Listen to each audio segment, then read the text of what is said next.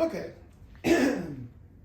So today we're going to talk about missing and not correctly placed hyphens. So hyphens are one of those things that I feel like we see a lot, but we often don't know when to use them.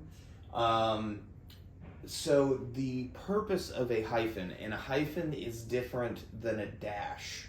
All right, a dash is a little bit longer than a hyphen, and it generally represents the same function as two commas or a parentheses or two parentheses or something like that. It sort of helps to set aside part of the sentence that isn't necessary for the sentence to make sense, but provides extra detail.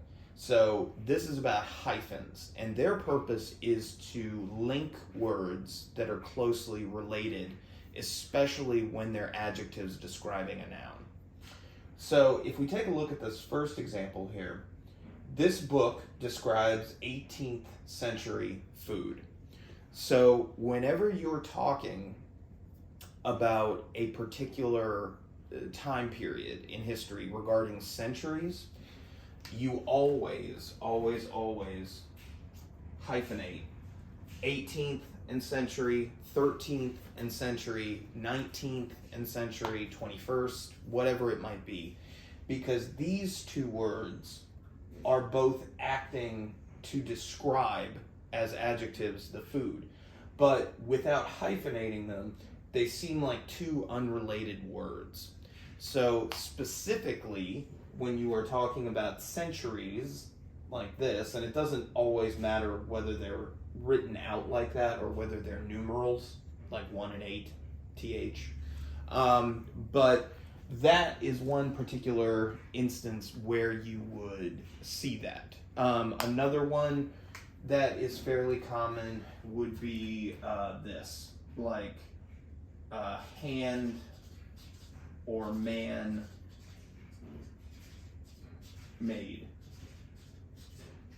Because if they're a pair of handmade shoes or man-made shoes, some people will put handmade as one word, it's just depending, but man-made most definitely is something that requires a hyphen, because if you're talking about a man-made lake or something like that, both these words are adjectives working to describe the lake, but because they're two words that generally don't act as adjectives, they tend to act more as a verb and a noun.